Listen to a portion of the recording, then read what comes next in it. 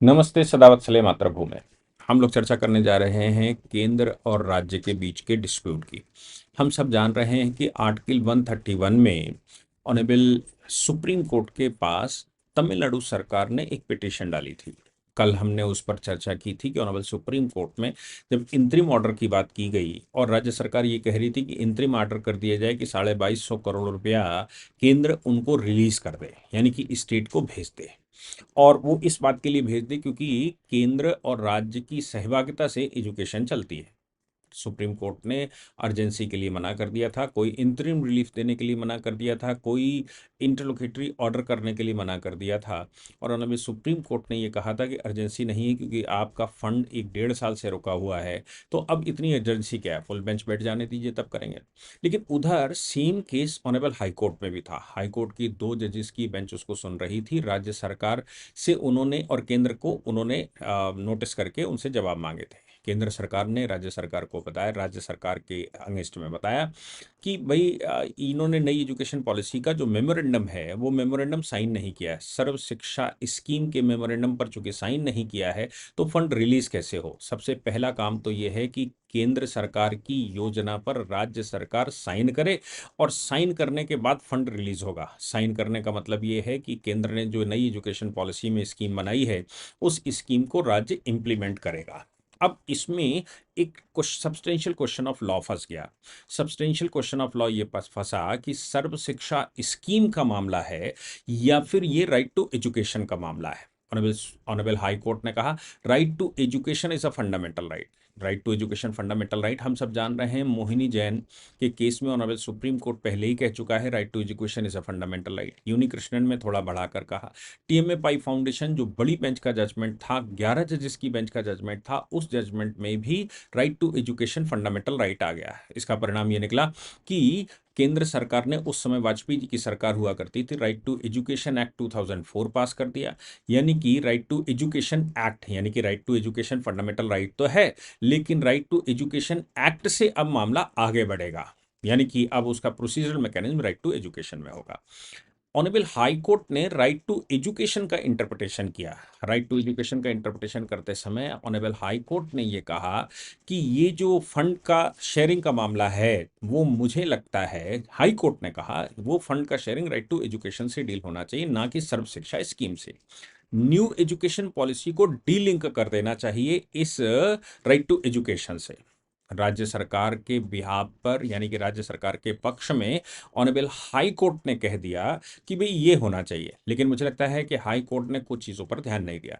सबसे पहला ये है कि जब ओरिजिनल कॉन्स्टिट्यूशन बना था तो उस समय एजुकेशन का जो जो जो सब्जेक्ट था वो राज्य सरकार के पास था। यानी कि जब हम 7वीं अनुसूची की बात करते हैं, और 7वीं अनुसूची की 3 सूचियां हैं, केंद्रीय सूची, राज्य सूची और समवर्ती सूची, union list, state list and concurrent list. तो उस समय ओरिजिनली एजुकेशन राज्य सरकार को दे दिया गया था। यानी कि राज्य सरकार एजुकेशन का पूरा खर्चा उठाएगी और राज्य सरकार एजुकेशन पर ध्यान देगी, केंद्र का उसमें कोई रोल विशेष नहीं होगा। लेकिन एक स्वरण सिंह कमेटी बैठी। स्वरण सिंह कमेटी की रिकमेंडेशन ये आई कि भाई राइट टू एजुकेशन या एजुकेशन जो है वो कंकरेंट लिस्ट में डाल देना चाहिए। परिणाम ये निकला कि 42वें संविधान संशोधन में, यानी कि संविधान बनने के 26 वर्ष बाद, 1976 में उस समय इंदिरा गांधी ने एजुकेशन को कंकरेंट लिस्ट में डाल दिया। यानी कि अब केंद्र और राज्य दोनों का एजुकेशन का रोल होगा। और मुझे लगता है 26 साल में ये बात सामने निकल कर आ पाई होगी कि राज्य सरकारें अपनी क्षेत्रीयता के आधार पर एजुकेशन सेट कर रही होंगी। नेशनल जो एजुकेशन होनी चाहिए या इंटरनेशनल स्तर की एजुकेशन होनी चाहिए, उस एजुकेशन पर राज्य सरकारें ध्यान नहीं दे पा रही होंगी। खास तौर से तमिलनाडु में अन्ना दुराई का, या उस समय तमिल मूवमेंट चल रहा था और तमिल मूवमेंट उस समय हिंदी और नेशनल लैंग्वेजेस, बाकी लैंग्वेजेस को बाइकआउट कर रहा था। तो मुझे लगता है ये सारा का सारा सरवन सिंह कमेटी को ये बात समझ में आई होगी कि अगर कंकरेंट लिस्ट में इसको नहीं डाला जाएगा और केंद्र का इसमें सहभागिता नहीं बनाई जाएगी तो राज्य अपनी स्वायत्तता की तरफ भी एक बढ़ सकते हैं, अलगाववाद की तरफ बढ़ सकते हैं, क्योंकि वो अपने यहाँ एक पार्टिकुलर लैंग्वेज को ही डेवलप होने देंगे। वो national language, national integration, national feeling उसको बढ़ने ही नहीं देंगे और परिणाम गलत हो सकते हैं। इसलिए कंकरेंट लिस्ट में उसको डाल दिए गए। इसका मतलब कहने का ये हो गया कि ओरिजिनली अगर किसी का कर्तव्य बनता है तो वो राज्य सरकार का बनता है। केंद्र सरकार तो तभी फंड देगी जब केंद्र की एजुकेशन पॉलिसी को राज्य लागू करेगा, क्योंकि इंप्लीमेंटिंग अथॉरिटी तो केवल राज्य होता है, केंद्र सरकार इंप्लीमेंटिंग अथॉरिटी नहीं होती। होता क्या है कि केंद्र सरकार पार्लियामेंट से कानून बना देती है, कानून बनाकर राज्य सरकारों को एम्पावर कर देती है और या राज्य सरकारों की जिम्मेदारी बना देती है। राज्य सरकारें हर एक मामले में, चाहे एक्विजिशन का मामला हो, चाहे इंडस्ट्रियलाइजेशन का मामला हो या कोई और काम हो, सब राज्य सरकार के माध्यम से वो इंप्लीमेंट होता है, क्योंकि मशीनरी राज्य सरकार के पास है। केंद्र एडवाइजरी बॉडी की तरह काम करता है। अब यहां पर सवाल ये पैदा होता है कि नई एजुकेशन पॉलिसी केंद्र सरकार ने बनाई, तो नई एजुकेशन पॉलिसी के बिहाफ पर केंद्र सरकार ने फंड निकाला, और केंद्र सरकार चूंकि अब कंकरेंट सूची में है, इसलिए केंद्र सरकार तभी फंड रिलीज करेगी या करती है जब केंद्र सरकार की योजनाओं का पालन राज्य कर रहा होता है। अगर राज्य केंद्र की योजनाओं का पालन नहीं कर रहा है तो भाई केंद्र क्यों इस मामले में इंटरवीन करेगा? ओरिजिनली तो ये हिस्सा राज्य सरकार का ही है। अब ऑनरेबल हाई कोर्ट के सामने जो प्रश्न था, वो हाई कोर्ट ये कह रहा था कि भाई ये राइट टू एजुकेशन जो है, इसको उस दृष्टि से देखा ही नहीं जाना चाहिए। राइट टू एजुकेशन को इस दृष्टि से देखा जाना चाहिए कि केंद्र सरकार की भी जिम्मेदारी बनती है और केंद्र सरकार राज्य को फंड रिलीज करे। ये एजुकेशन का मामला है, फंडामेंटल राइट ऑफ एजुकेशन का मामला है। देश के प्रत्येक नागरिक का एजुकेशन फंडामेंटल राइट है। अब चूंकि फंडामेंटल राइट है, इंप्लीमेंट करने का काम तो केवल राज्य सरकार के पास है, इसलिए केंद्र सरकार राज्य सरकार को पैसा दे और राइट टू एजुकेशन एक्ट के तहत पैसा दे, ना कि सर्व शिक्षा स्कीम के तहत या फिर न on behalf of national education policy. मुझे लगता है कि इसमें बहुत सारे एरर्स जिनको अभी ध्यान देने की आवश्यकता है। इस पर यह सब्सटेंशियल क्वेश्चन ऑफ लॉ चूंकि सुप्रीम कोर्ट में भी पेंडिंग है। हालांकि हाई कोर्ट के 2 जजेस की बेंच ने इसमें एक बात कही साफ तौर पर। उन्होंने कहा कि हम केवल इतना कह सकते हैं, there must be an delink of national education policy from the fund distribution scheme. Right to education से इसको डील किया जाना चाहिए और इससे नेशनल एजुकेशन पॉलिसी को डीलिंक कर देना चाहिए। लेकिन साथ में उन्होंने कहा because the case is pending in the supreme court, that is why we can not make any speaking order. हम कोई ऐसा बाइंडिंग ऑर्डर नहीं कर सकते, हम कोई ऐसा ऑर्डर नहीं कर सकते जो कि इंप्लीमेंट करने के लिए या फंड तुरंत रिलीज करने के लिए आदेश दे दिया जाए। क्यों? क्योंकि ये मामला ऑलरेडी केंद्र सरकार और राज्य सरकार के बीच के डिस्प्यूट के रूप में ऑनरेबल सुप्रीम कोर्ट में पेंडिंग है। इसलिए हम केवल इतना यहां पर कह सकते हैं कि राइट टू एजुकेशन पॉलिसी को right to new education policy को राइट टू एजुकेशन पॉलिसी से डीलिंक कर दिया जाए।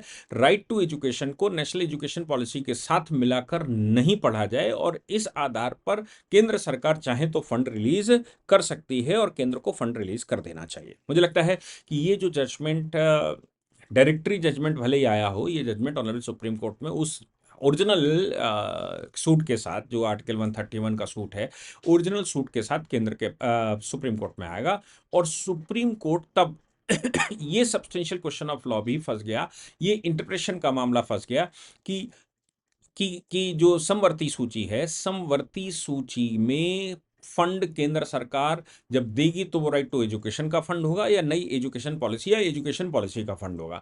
क्या एजुकेशन पॉलिसी अगर राज्य सरकार इंप्लीमेंट नहीं करती है तो भी केंद्र को फंड रिलीज करना चाहिए, राज्य सरकार कुछ भी पढ़ाए?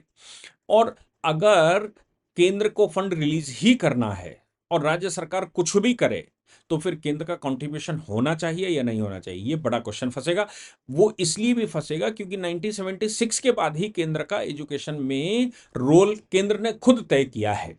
ओरिजिनल कॉन्स्टिट्यूशन में जो बेसिक स्ट्रक्चर जिसको कहा जाता है वो तो राज्य सरकार के पास ही है और राज्य सरकार, ओरिजिनल कॉन्स्टिट्यूशन चूंकि राज्य सरकार को जिम्मेदारी देता है, इसलिए अगर केंद्र की एजुकेशन पॉलिसी इंप्लीमेंट नहीं होती है तो फिर राज्य सरकार को ही पूरा धन व्यय करना होगा और करना चाहिए। ये मुझे लगता है कि ऑनरेबल हाई कोर्ट ने कुछ बिंदुओं पर ध्यान नहीं दिया। That is why they make an order to then they make an direction और साथ में कह दिया कि भाई चूंकि सुप्रीम कोर्ट में पेंडिंग है इसलिए हम इस पर कोई बात नहीं अभी नहीं कह सकते, ये हम तभी कह पाएंगे जब सुप्रीम कोर्ट इस पर फाइनल डिसीजन देगा। चूंकि अपने हाथ में अभी नहीं है इसलिए the final judgement must be in the hands of supreme court. लेकिन मुझे लगता है कि ये डायरेक्शन देके तमिलनाडु की हिम्मत तो बढ़ा ही दी है हाई कोर्ट ने, और तमिलनाडु की हिम्मत बढ़ा दी है, और सुप्रीम कोर्ट के लिए मटेरियल भी दे दिया है कि कौन कौन से क्वेश्चंस पर सवाल खड़े करने चाहिए और कौन से क्वेश्चंस पहले सेटल होने चाहिए। और इन आर्टिकल 131 में जो क्वेश्चंस हैं, डिस्ट्रीब्यूशन ऑफ या कंट्रीब्यूशन इन एजुकेशन, उस पर भी उसकी गाइडलाइंस आनी चाहिए। मुझे लगता है कि ये मामले को बड़ी बेंच में भेजना चाहिए, और राइट टू एजुकेशन या टीएमएपआई फाउंडेशन पहले डिसाइड हो चुका है, उसी तरह की कोई बड़ी बेंच बनाकर इसको सेटल करना चाहिए केंद्र और राज्य के बीच में डिस्ट्रीब्यूशन के रूप में। जय हिंद, जय भारत, वंदे मातरम।